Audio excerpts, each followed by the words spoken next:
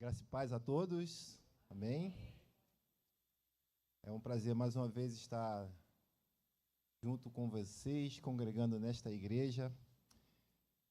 E eu quero pedir já de antemão perdão aos irmãos pela minha ausência nos cultos. Eu quero aqui me justificar por condições de trabalho. Eu estou iniciando, como já falei antes, já estou iniciando um trabalho novo, E esse final de ano foi um pouco sobrecarregado. Eu tive que cobrir algumas pessoas no trabalho. E isso tomou muito meu tempo, até dias. E na oportunidade que tive de estar aqui, foi no ano novo. Consegui sair um pouco mais cedo do trabalho. Desculpa, irmãos, eu não estou acostumado a botar o microfone tão perto. Saí um pouco cedo do trabalho, consegui sair cedo. Ao chegar em casa, falei assim, a minha esposa falou, amor, tá precisando comprar algo. Aí eu falei assim, poxa, aqui na esquina tem, vou ali comprar rapidinho. Tinha um armazenzinho na esquina, falei, vou comprar aqui mesmo. Quando eu abro a porta, parece a minha sobrinha pedindo socorro, porque a minha cunhada, a pressão dela estava em 16 e ela já sofreu 4 aneurismas. Estava com 4 aneurismas na cabeça e eu precisei me deslocar rapidamente para socorrê-la, então não pude estar aqui no culto de final de ano junto com vocês. Mas Deus sabe de todas as coisas. E eu confesso a vocês que nesse final do ano foi um pouco cansativo para mim. Pouco cansativo. Mas Deus sabe de todas as coisas, é o propósito do Senhor, e Deus seja glorificado por isso, amém? O tema de hoje, como o pastor Marco iniciou na última ministração, que o projeto desse ano para ele seria sobre a identidade da igreja. Eu, diante do tema e da responsabilidade que tem de trazer a mensagem de hoje, eu escolhi um tema que está aqui, identidade da família cristã. Amém? Já abra sua Bíblia em Gênesis, no capítulo de número 2, Gênesis, capítulo de número 2, o versículo de número 7, para a gente acompanhar a leitura.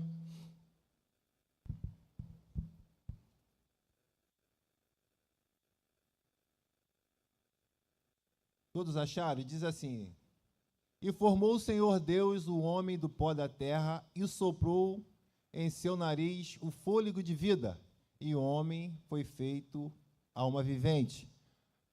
Versículo 20 ao 24. Antes, por favor, passe no versículo 18, eu quero fazer uma leitura. E disse o Senhor Deus: Não é bom que o homem esteja só. Far-lhe-ei uma adjuntora, e esta que esteja como diante dele. Versículo 20. Pode ser: Adão pôs o nome a todo o gado e às aves do céu e a todo animal do campo, mas para o homem não ser achada adjuntora que estivesse como diante dele. Então o Senhor Deus fez cair sono pesado sobre Adão, e este adormeceu e tomou uma das suas costelas e cerrou a carne em seu lugar. E da costela que o Senhor Deus tomou do homem, formou uma mulher, ele trouxe-a a Adão. E disse Adão: Esta é agora osso dos meus ossos, e a carne da minha carne. Esta será chamada varoa, Eva, porquanto do varão foi tomada. Portanto, deixará o varão ao seu pai e à sua mãe, e apegar-se-á à sua mulher, e serão ambos uma carne. Amém? Gênesis é o magnífico livro do começo. Gênesis é o começo de tudo. é o começo da vida, é o começo da profissão do homem, é o começo dos problemas, os conflitos, é o começo da desobediência do homem, também é o começo da realização do projeto de Deus para a nossa vida em Cristo Jesus. Quando a gente olha para o livro de Gênesis, a gente vê o projeto de Deus, a criação de Deus para a humanidade. E a família é a primeira instituição criada por Deus. É a primeira instituição divina formada por Deus. Ela foi criada em um lugar separado, onde não havia pecado, e lá Deus criou a família, Adão e Eva, e de lá Deus extraiu a família para a humanidade. E a família ela foi criada antes mesmo do Estado, antes mesmo de existir a igreja, antes mesmo de Caim e Abel. A família foi criada. O projeto de Deus é muito maravilhoso para com a família. Da família advém todas as demais coisas. Dela advém tudo que existe, possa existir na sociedade. Dela advém todas as coisas que nós precisamos. A família é a célula, como dizem, é a célula máter. Ela é a célula mãe. A sociedade, a família, é a base da sociedade. Ela é a base de tudo, ela é o alicerce que forma a sociedade. A família, ela é o grande projeto de Deus para a humanidade. É o grande projeto. A destituição da família prejudica a sociedade, prejudica o meio, prejudica a comunhão, as reuniões, o convívio. Essa destruição desta família, ela destrói o que há de melhor. Essa destituição, ela destrói o que há de melhor na terra. Ela é a única instituição que nasceu lá onde não havia pecado.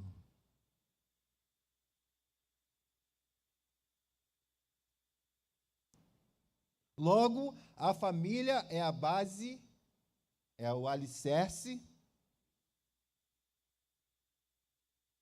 que precisamos dar o nosso máximo de si, precisamos abrir mão de muitas coisas pela nossa e pela família, pela nossa família. Deus nos diz claramente, quando eu me casei, Deus falou assim, lá, o pastor Marco ministrando para a gente, falou, largar-se ao homem seu pai e sua mãe, e formarão ambos uma só carne. É abrir mão, a instituição de família, abrir a mão de algo. Ela está acima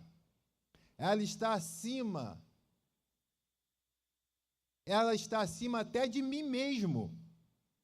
Porque o próprio apóstolo Paulo falou, vós homens amais vossas mulheres como o quê? Cristo amou o quê? Deu a vida por ela.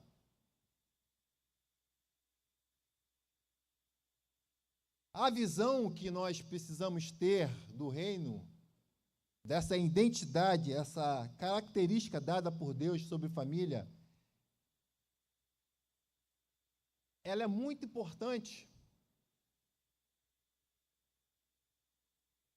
E para a própria família, Deus estabeleceu princípios, desde a sua criação, para que no decorrer da vida, esses princípios permanecessem.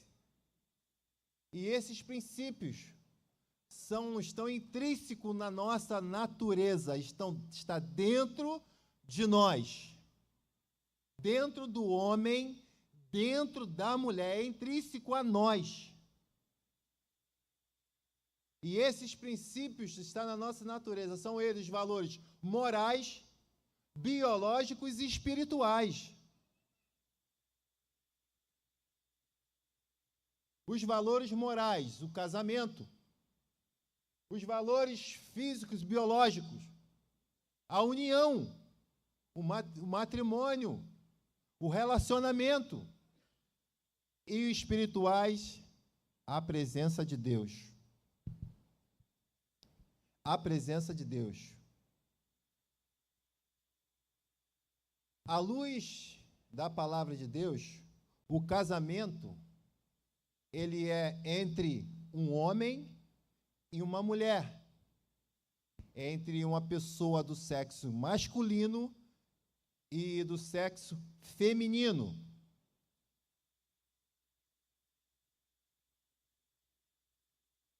A união homoafetiva, ela está na contramão dos propósitos de Deus.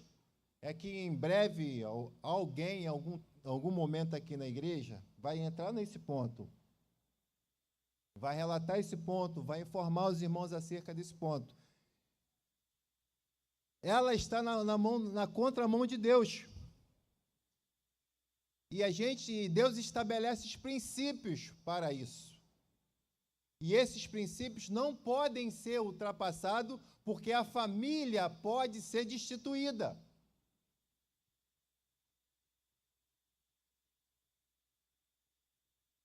E a parte física está relacionado entre o homem e a mulher.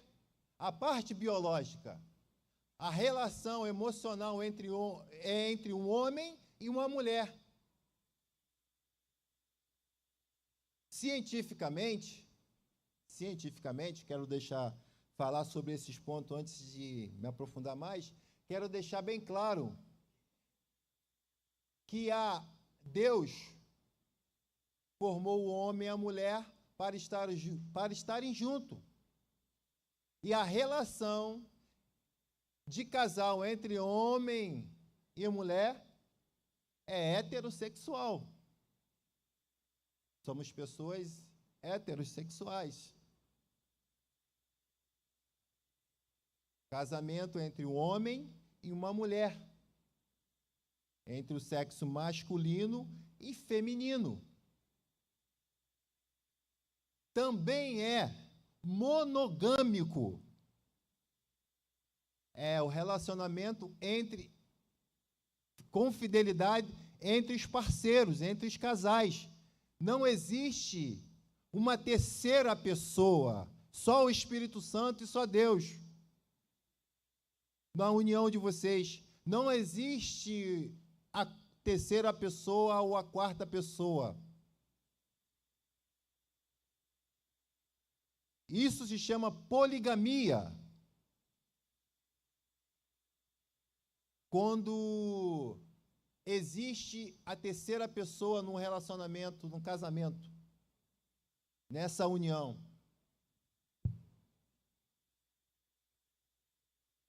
Quando não, a poligamia está dividida em poliginia e poliandria. Poliginia, que é homem com homem, e poliandria, que é mulher com mulher, no relacionamento. Isso está na contramão do propósito de Deus. Essa relação ela não existe à luz da palavra de Deus. Isso se torna para nós, então, pecado. que precisa ser na vida do ser humano, enquanto vivo, restaurado, renovado. Deus precisa habitar e transformar este ser em uma nova criatura, em um novo ser, para que a família dessa pessoa possa ser restituída, a vida dessa pessoa possa ser restituída. Além de ser heterossexual, o casamento é monossomático. Depois que o homem se une a uma mulher, eles se formam uma só carne. Uma só pessoa.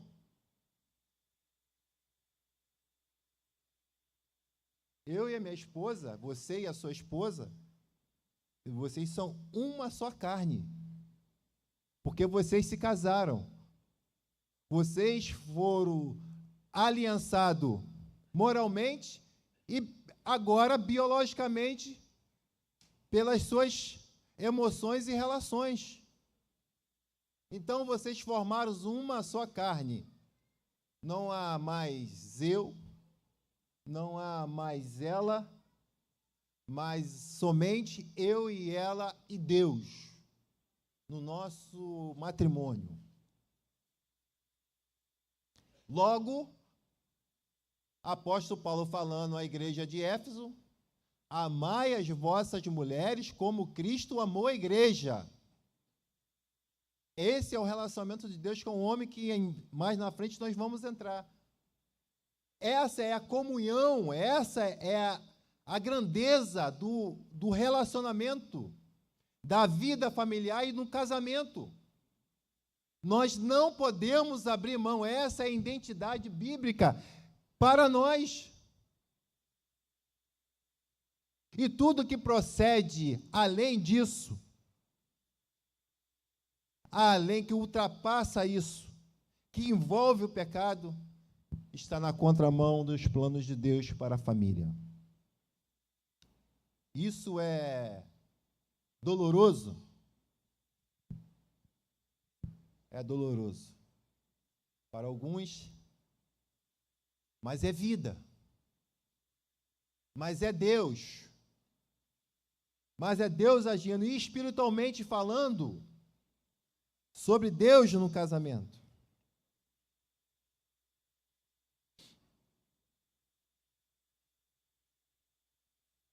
Antes de entrar nesse ponto, eu quero fazer uma observação importante, que eu acho que é muito importante, sobre a relação sexual. Eu não posso, me perdoa, pastor, não posso omitir sobre certos tipos de coisa.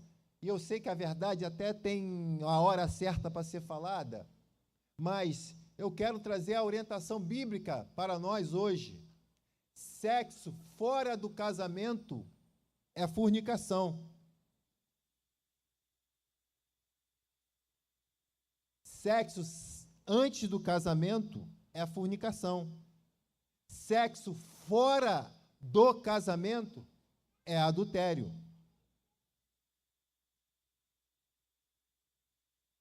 E sexo no casamento é herança, é bênção, é ordenância. Quero lembrar que a vida matrimonial, ela precisa ter essa relação.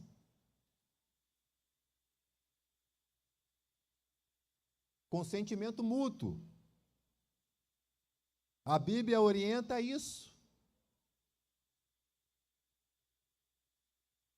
E é bom para o casal. E isso é algo maravilhoso que Deus fez para nós, os casais. Eu sei que há muitos jovens aqui que ainda irão se casar. Algumas pessoas já paquerando, pretensões, noivado. A gente vai chegar aí, se Deus permitir. E isso, a relação entre o homem e a mulher, irmãos, é uma bênção. É maravilhoso. A ciência diz que há essa necessidade por parte dos casais.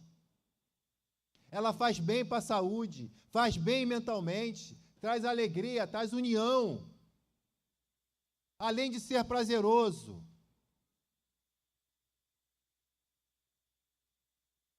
Mas dentro do casamento, antes dele e fora dele, é pecado. Então, essa identidade de família, essas características, esses princípios, Deus colocou para nós. A constituição da família, Deus construiu a família, né? Ela precisa estar alicerçada em um alicerce firme, sólido, resistente, que suporte os intempéries, o tempo, o calor, a chuva, a tempestade. Ela precisa estar alicerçada, e esse alicerce é Deus. Edifício Palace 2, Barra da Tijuca, do ano de 1998. Então, o construtor Sérgio Nayer. E num belo dia de carnaval, estavam todos naquele prédio, e um coronel do Corpo de Bombeiro, Marcos, ouviu um barulho de estalo, e ele saiu desesperado. E quando ele sai desesperado, ele encontra o engenheiro, o construtor daquele prédio, que também estava preocupado, que aquele prédio via abaixo. E eles começam a desocupar todo o prédio, e tirar as pessoas. E ali havia 128 pessoas. E colocou todo mundo para fora, mais 8 pessoas, inclusive o engenheiro construtor, retornaram ao prédio para poder pegar os seus documentos, os seus afazeres, quando aquele prédio veio todo abaixo e trouxe a óbito 8 pessoas, das 128 que poderiam morrer naquele apartamento.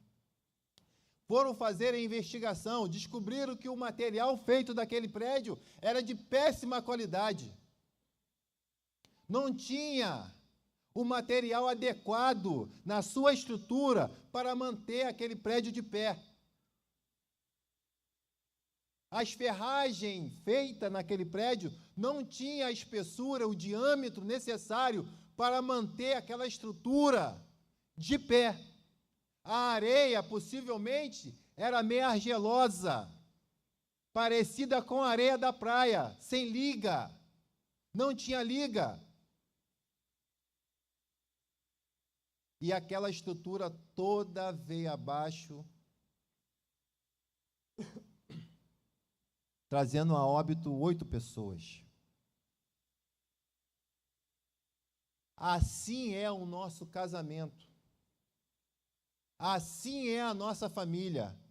Nós precisamos colocar materiais de boa qualidade, materiais resistentes, que suporte aos intempéries da vida, que suporte as dificuldades, os problemas, os ventos, as tribulações, os terremotos, os maremotos, os balanços existentes. E a nossa estrutura do casamento, ela precisa estar firme.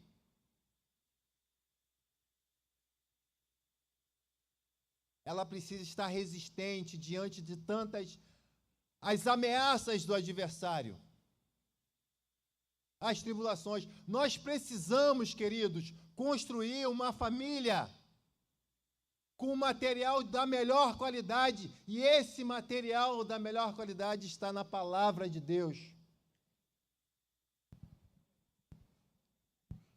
Está na palavra do Senhor.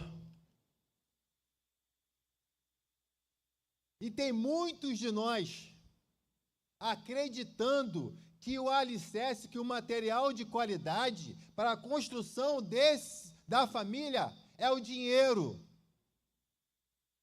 Tem muitas pessoas acreditando que para a família ficar de pé, nós precisamos ter bens. Tem muita gente confiando que para a família estar bem eu preciso dar carinho. Irmãos, e pasmem, tem muita gente se condicionando a família aos fatos que ele apresenta, aos bens, aos matrimônios, às riquezas que ele apresenta. E tem muita família construindo seu alicerce no amor.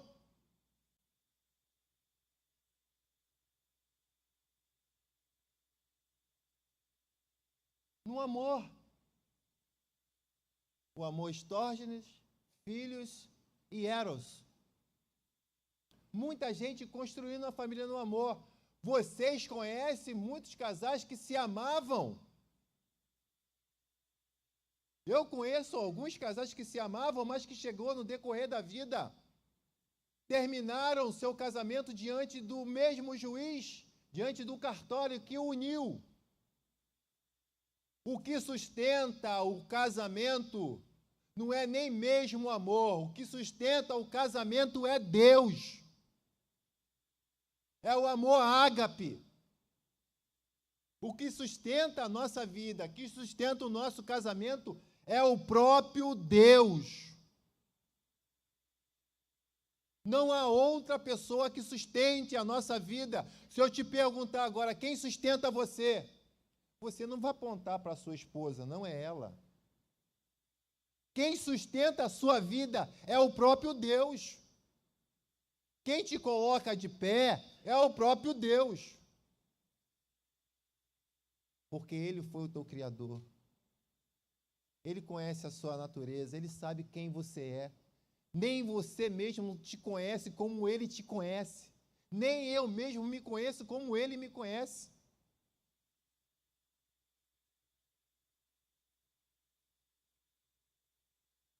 Olha, irmãos, no início do nosso casamento, do meu casamento, nós passamos, eu e minha esposa, passamos a observar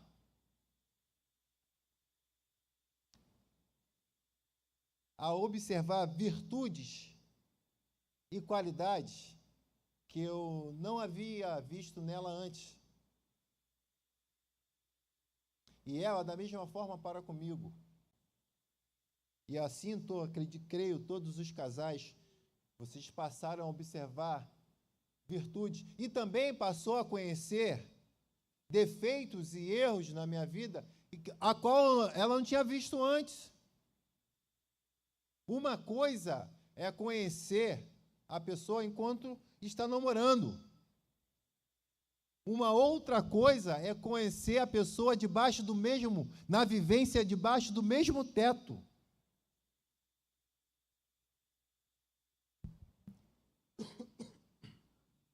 Duros embates, duras desventuras, enfrentamento de problemas. Isso tudo nos trouxe juntos experiências e foi forjando a nossa vida conjugal e familiar. Os problemas em que eu passei foram maiores do que eu. Os problemas que ela passou foram maiores do que ela. Mas os problemas que nós passamos juntos não foram maior do que o Deus da nossa vida.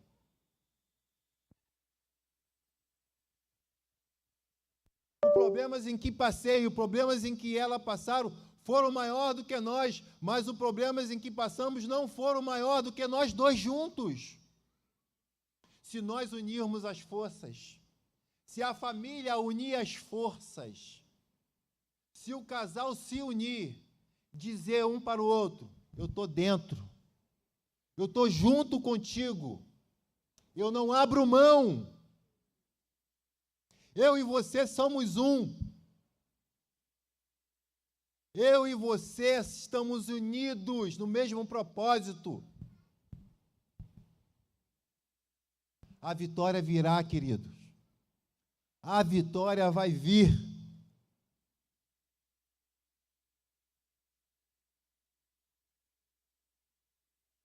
Vamos onde que eu estava? Tá.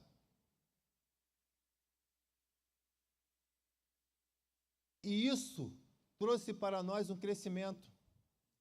E nós aprendemos que, através da palavra em Eclesiastes, capítulo 4, 12, que um cordão de 3 dobras não se rebenta com facilidade. Ou seja, Deus, eu e ela e eu.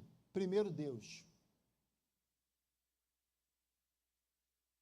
Na nossa vida. E essa identidade é Deus em primeiro lugar. E nesse relacionamento da identidade da família cristã, Deus precisa estar sempre em primeiro lugar na nossa vida.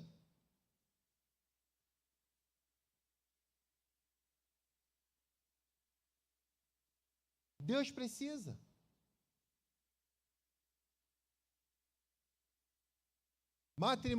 Matrimonialmente, nós estamos desobrigados a fazer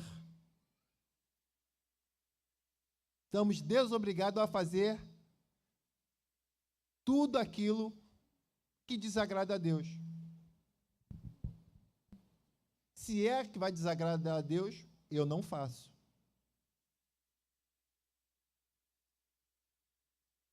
Você esposo, você esposa, família, se for para desagradar a Deus, não faça. Se for para entristecer o Espírito Santo, não faça.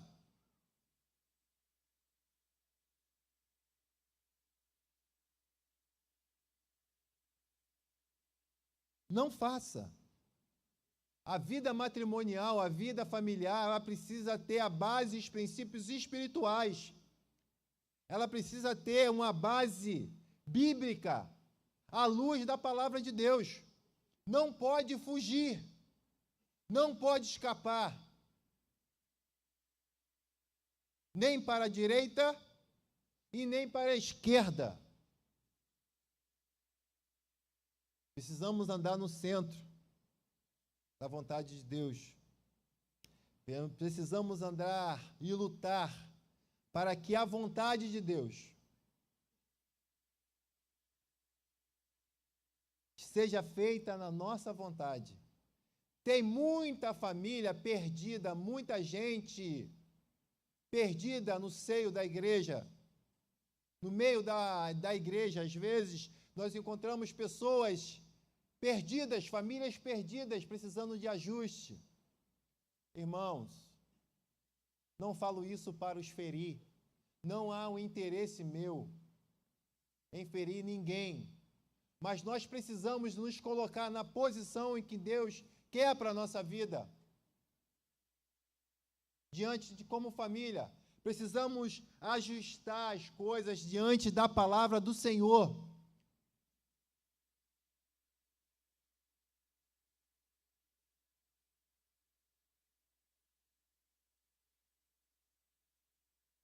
Irmãos, nós precisamos nos unir. Somos todos anjos de uma asa só. Só voaremos se estivermos unidos. Minha vida familiar, minha família só vai ter sucesso se eu estiver unido à minha esposa, à minha família. Se eu conduzir a minha família no propósito de Deus. Deus há de honrar. Talvez você pensa, mas hoje, mas eu tentei de diversas formas, irmãos.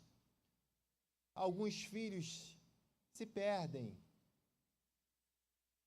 Como o filho pródigo, abandonou o pai, pediu parte da herança. Como Caim e Abel. Todos dois foram criados da mesma forma.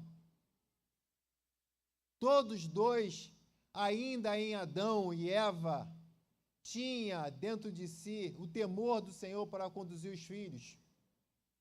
Diante de grandes problemas, os seus nascimentos, aprendendo a lidar com uma nova visão que ainda não tinha do pecado no mundo, eles criaram um filho, os dois filhos da mesma forma. Tanto que a adoração de Abel, ela foi genuína, e a adoração de Caim, ela foi estranha. A criação de ambos foi a mesma coisa. Mas há um determinado momento em que, mas eu quero jogar bola. Mas, amor, eu tenho que fazer compra, eu preciso. Alguns homens vão me bater aqui depois, pastor Marco. Eu preciso não sei o quê. Irmãos, nós precisamos abrir mão. Elas também abrem mão. Mas eu quero falar aos homens. Abra mão, querido. Releva. Às vezes você acha até que está com a razão. Abra mão da razão. Entre paz e razão, você fica com o quê? Com a paz. É melhor ter paz. É melhor dormir agarradinho. Não é melhor dormir agarradinho, queridos? É. A mulher, quando você fala alguma coisa, ela fica emburrada. Ela lembra disso. Fica emburrada 15 anos depois, ela está lembrando. E quando você se encosta a ela, se ela lembrar naquele dia, ela vai falar assim, ué, mas você não fez isso comigo? Como a nossa mente voa, querido. O homem esquece rápido. Esqueceu rápido. Mas isso o que, amor? Aquele dia, como se fosse 2 dias atrás, não, é 15 anos atrás. Você fez isso. São lembranças. Aí a mulher está lá, aí você tenta se achegar. Mas nós não, homem não lembra de nada. Parece que não lembra de nada. Tocou, está aceso o camarada. Mulher beijou no cangote. Opa, hoje tem, querido. É assim um homem. É assim um homem. A mulher, a gente precisa aquecê-la. Querido, vou te dar, assim, pastor Eli sempre falava isso. Está na cozinha, faz um carinho. Faz um carinho, dá um beijinho, fala, conversa, olha dentro dos olhos. Seja carinhoso, seja gentil durante todo o dia. A beije. Seja um homem romântico. O romantismo está se perdendo. Mulheres, vou fazer uma pergunta para as mulheres aqui. Quem gosta aqui de homem romântico? Levante sua mão. Quem gosta? Olha lá, as mulheres. Todas. Homens, sejam românticos. Faça carinho. Dê atenção. Olho no olho. Tete a tete. Sim. Queridos, e a bênção vai acontecer, amados.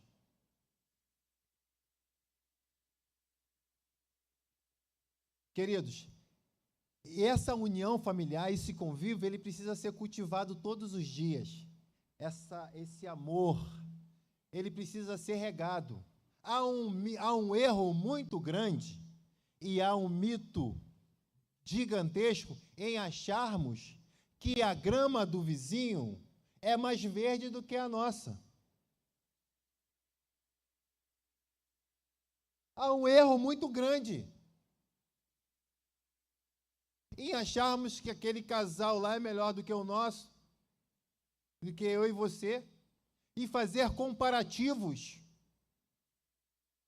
e achar que a grama do vizinho é melhor do que a nossa. Queridos, cuide bem da sua grama, que ela vai ficar mais verde do que a grama do vizinho. Trate bem, regue, dê água, adube, faça a grama crescer, faça ela florescer. Trate-a bem. Trate a sua mulher bem, trate o seu marido bem.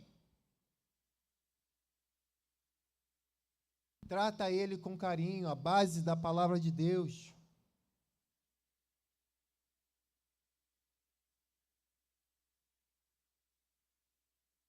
A melhor mulher é a tua mulher. O melhor marido é o teu marido. Aprenda isso. A melhor mulher é a tua mulher e o melhor marido é o teu marido.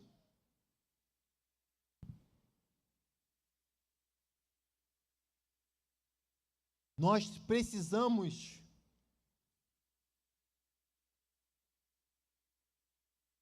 irmão, já está 53, Jesus. Amém, irmãos? Que na outra oportunidade Deus possa abençoar a conclusão dessa palavra. Eu tenho certeza que outras pessoas irão concluir. Mas a identidade da família cristã, queridos, ela precisa ser preservada no seu relacionamento. Não abra mão disso. Não abra mão disso. Pastor Delci, por favor. Eu não quero me delongar.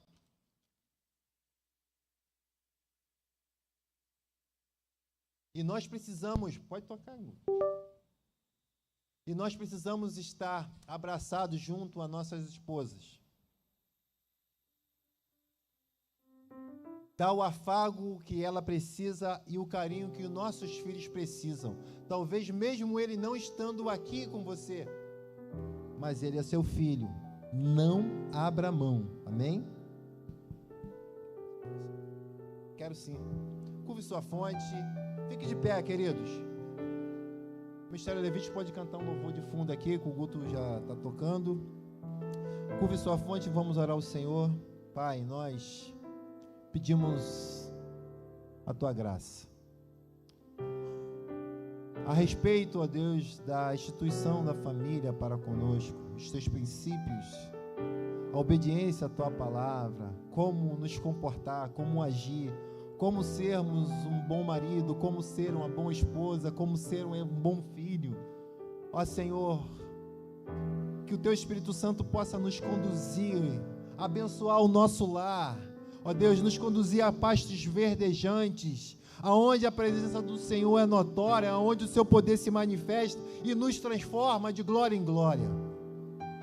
Para que sejamos um, para que tenhamos comunhão, unidade, carinho, amor, respeito, que a vivência familiar seja, Deus, gloriosa, que os obstáculos, as barreiras, ó Deus, todas, em nome de Jesus, irão ser vencidas, e a glória do Senhor irá se manifestar sobre cada lar, e o Senhor irá trazer um renovo, uma transformação, uma libertação, cura, ó Deus, milagres, ó Deus, meio da família, que o Teu poder se manifeste e encha a cada lar da Tua unção, a cada família, e que nós possamos, ó Deus, alcançar o projeto do Senhor como família, para com a nossa vida, em o nome de Jesus. Amém.